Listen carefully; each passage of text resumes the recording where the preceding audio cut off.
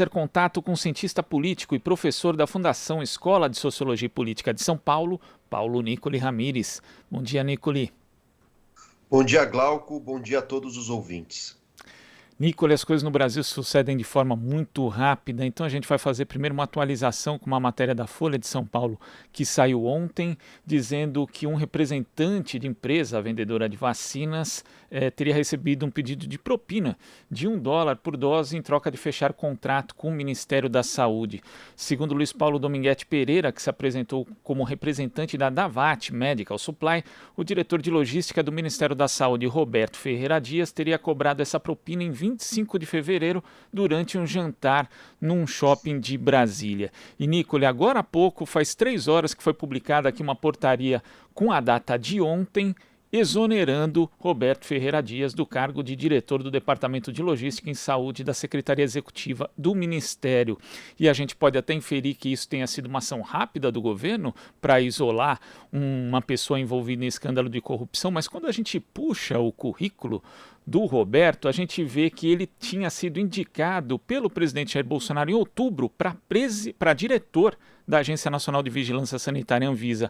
E aí surgiu uma denúncia de irregularidades, né, em contrato para aquisição de 10 milhões de kits de insumos para testes de Covid-19, e aí o Bolsonaro acabou recuando dessa indicação, que nem chegou a ser votada no Senado. Quer dizer, e desde então, né, desde outubro, mesmo com as denúncias, ele continuou como diretor de logística, e agora surge aí esse novo fato revelado pela matéria da Folha de São Paulo. Como é que você vê esse novo episódio que indica corrupção na compra de vacinas na condução da pandemia pelo governo federal, Nicoli?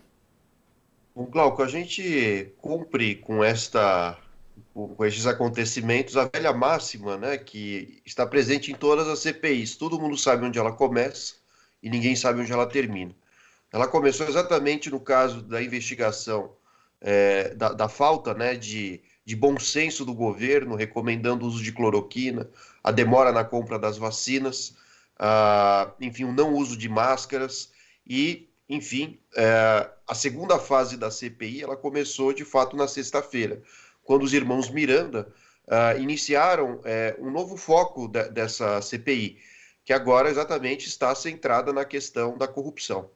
E tem a impressão que este funcionário, né, da logística do Ministério da Saúde, ele é a ponta do iceberg de problemas maiores. Primeiro que ele é um especialista em logística do Ministério, e a gente não pode esquecer que o próprio Pazuello foi indicado ao Ministério também, exatamente por ser, segundo o Bolsonaro, um grande conhecedor de temas logísticos, pelo menos dentro do Exército.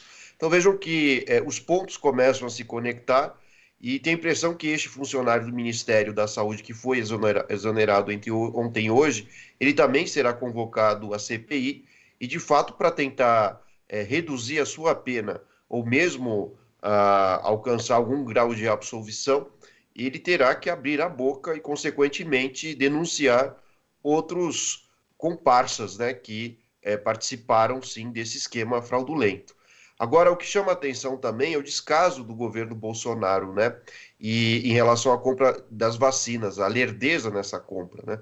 Isso pode indicar que, ao mesmo tempo que Bolsonaro fez pouco caso em relação à gravidade da pandemia por mais de um ano, né? Como a gente tem observado, e assim será até o final dela, surge uma grande contradição nesse cenário, né? Ou seja, ao tentar, no caso da Covaxin, né? Que é a vacina que os irmãos Miranda denunciaram, né, com valor superfaturado.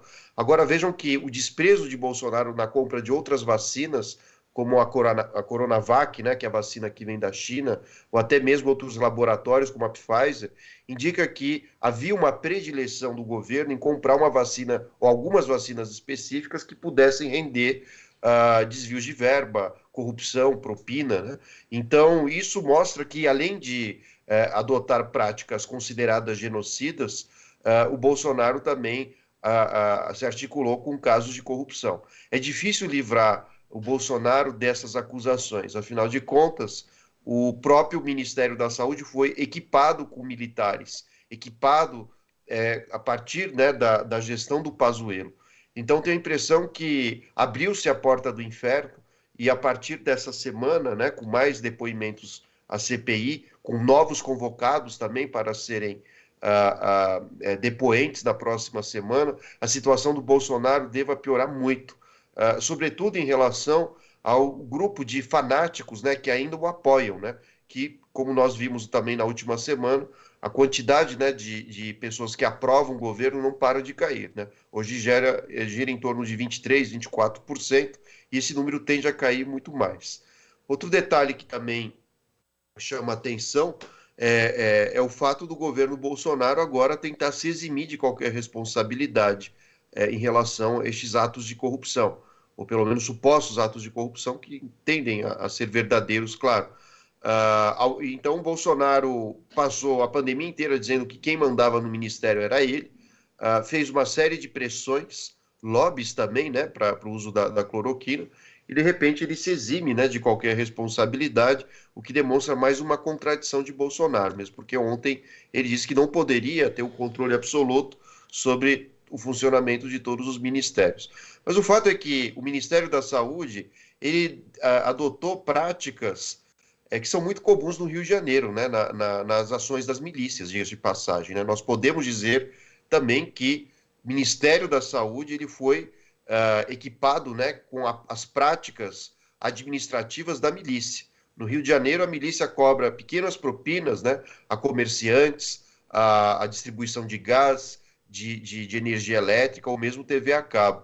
E agora, no Ministério da Saúde, o que a gente vê também é uma outra prática miliciana, que é a cobrança de valores que aparentemente são pequenos, né, como $1 por vacina, mas se a gente considerar um montante, né, de vacinados e quantidade de vacinas a serem compradas, essa fraude pode chegar a bilhões de reais, né?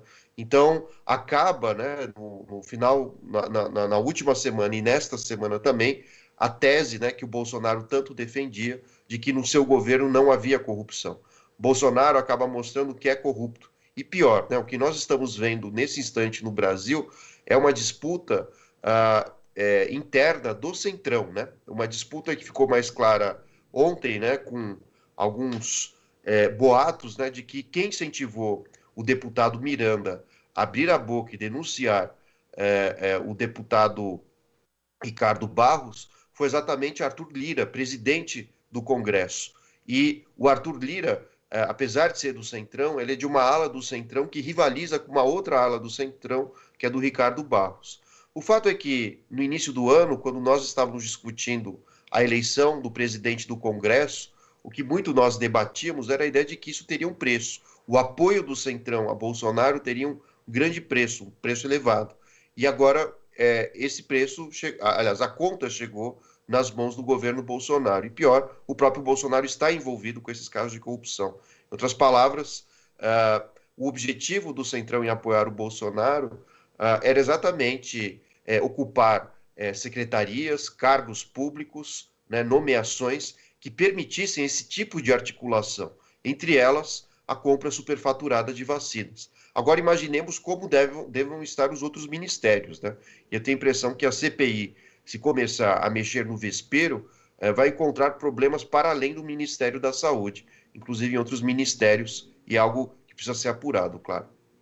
E no caso do Roberto Ferreira Dias, ele que tinha sido uma indicação do Ricardo Barros, existe aí, digamos, as digitais do Centrão bastante explícitas. Mas na matéria da Folha, Nicole, me chamou a atenção um trecho aqui do depoimento do Dominguete, que ele diz o seguinte, né, quando ele contextualiza o pedido de propina. E olha, foi uma coisa estranha, porque não estava só eu, estavam ele, o Dias, e mais dois. Era um militar do Exército e um empresário lá de Brasília.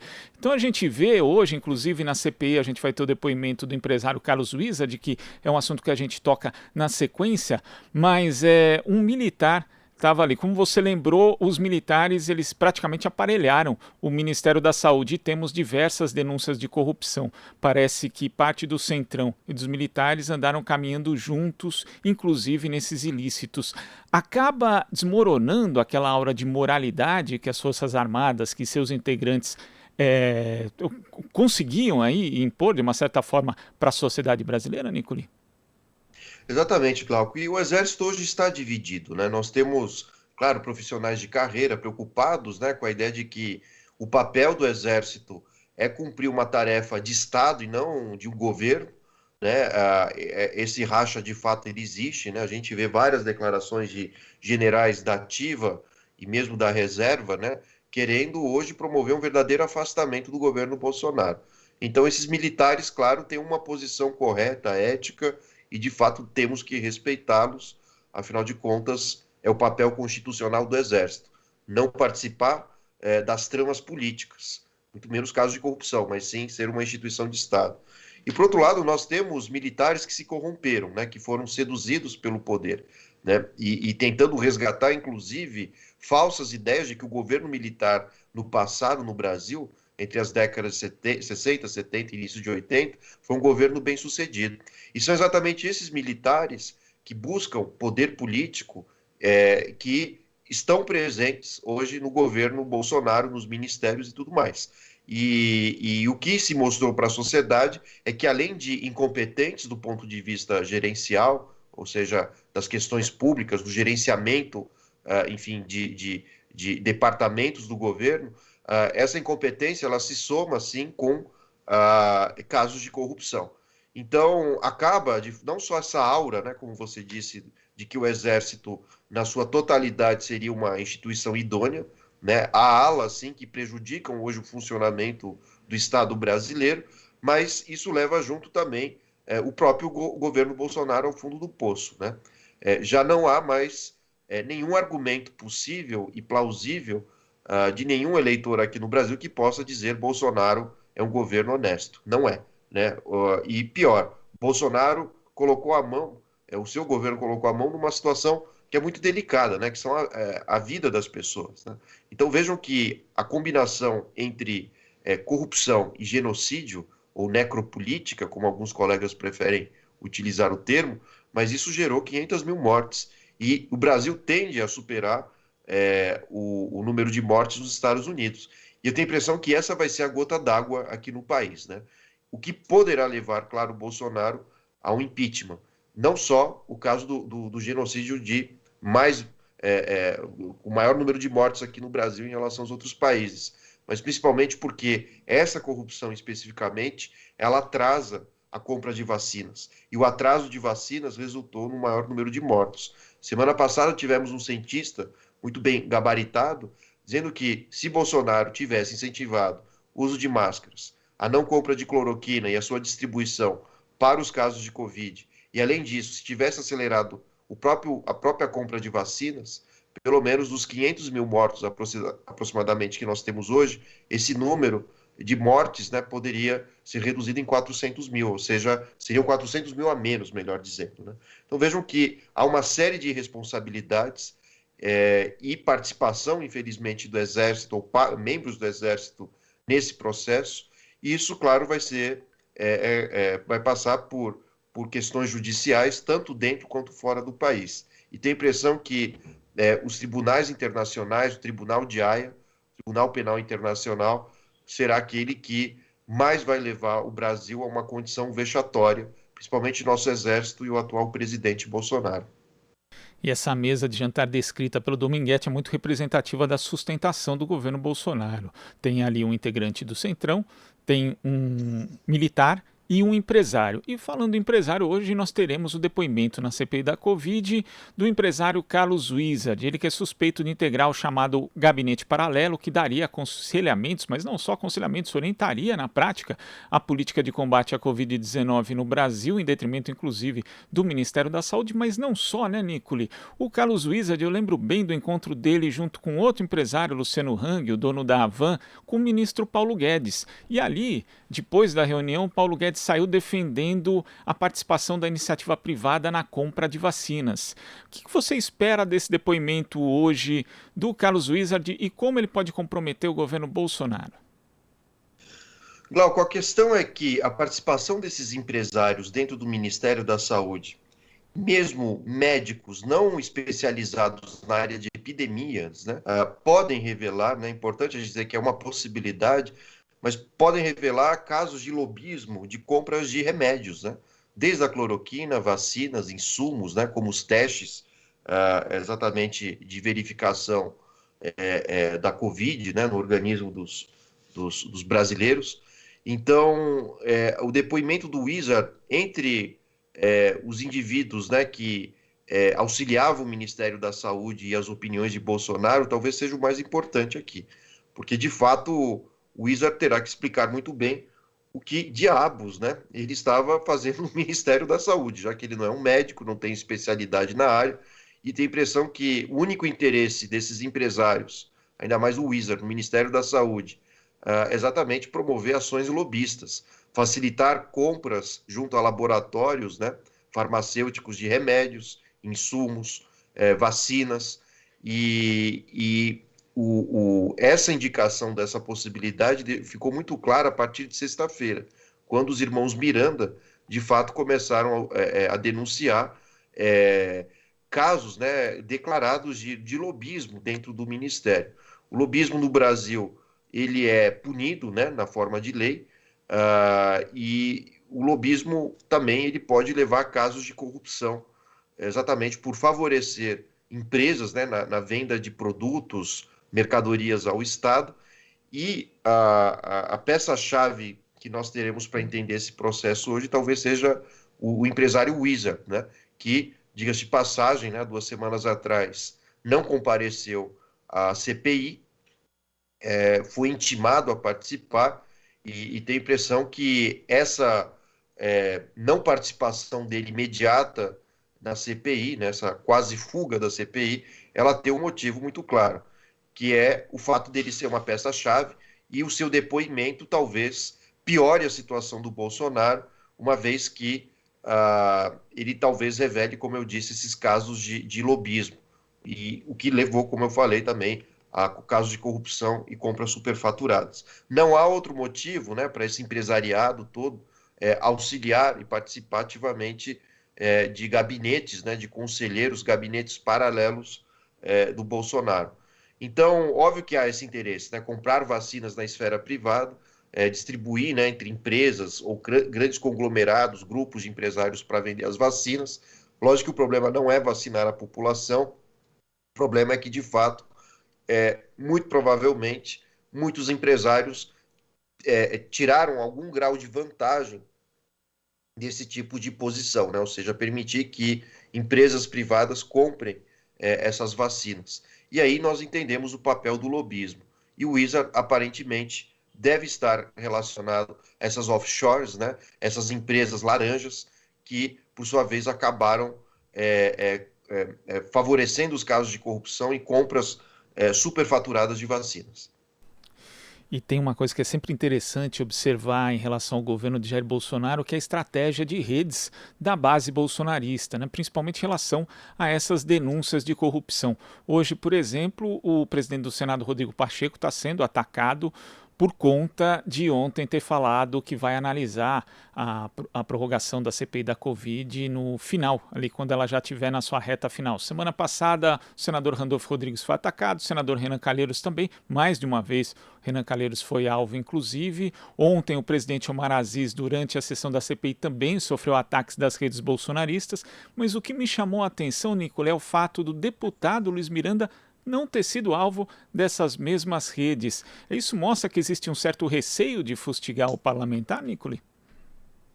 Claro, né? O Miranda ele deve ter mais informações, né?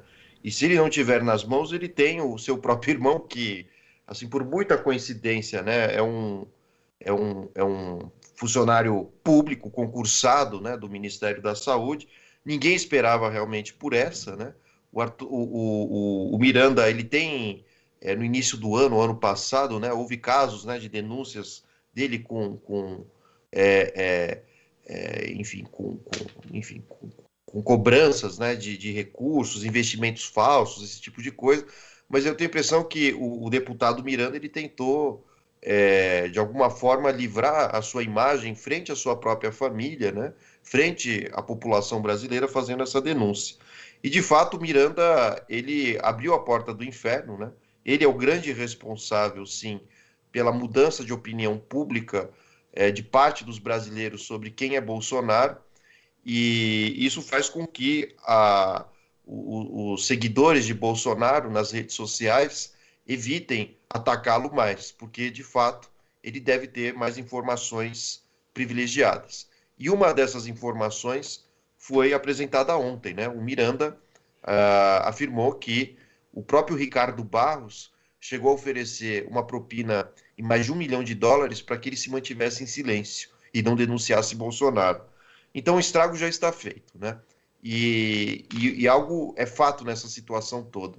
Desde que começou a CPI, o índice de aprovação de Bolsonaro e a sua rejeição, claro, não pararam de apresentar a ideia de que Bolsonaro tem uma imagem desgastada hoje, né? Então, o índice de aprovação caiu, de rejeição aumentou, em função da CPI. Isso que essas pesquisas apresentavam apenas a primeira fase, ou correspondiam à primeira fase da CPI, ou seja, o negacionismo científico, toda a questão em torno do uso das máscaras, a cloroquina. E tem a impressão que a situação de Bolsonaro tenderá a piorar agora, à medida que, nessa segunda fase da CPI, que foi inaugurada pelo depoimento dos Mirandas, tende também a piorar a situação e a rejeição do Bolsonaro em relação à sociedade. Ainda mais os seus eleitores mais fanáticos e dedicados, né, a proteger a sua imagem. Mas todas essas questões, elas deverão, no limite, né, culminar a um processo de impeachment, né? Essa semana mesmo, o Arthur Lira vai receber um pedido gigante, né, de partidos, assinaturas da população brasileira pedindo o impeachment. O que também coloca Arthur Lira contra a parede, porque hoje qualquer representante do Estado, ainda mais do Congresso, que não queira levar adiante um processo de impeachment, provavelmente tem algo a esconder da sociedade, mesmo porque negar um pedido de impeachment hoje é uma demonstração de apoio explícito a Bolsonaro. Isso, inclusive, esse super pedido vai ser entregue hoje, vai ter ato e, inclusive, agregando outros segmentos aí que inicialmente não estavam a favor do impeachment de Jair Bolsonaro, mas hoje já mudaram de ideia. Nicole, muito obrigado pela sua participação aqui no Jornal Brasil Atual e até a próxima. Eu agradeço, Glauco. Bom dia e boa semana a todos. Bom dia. Conversamos aqui com o cientista político, professor da Fundação Escola de Sociologia e Política de São Paulo, Paulo Nicole Ramires. Aqui você ouve as notícias que os outros não dão. Jornal Brasil Atual.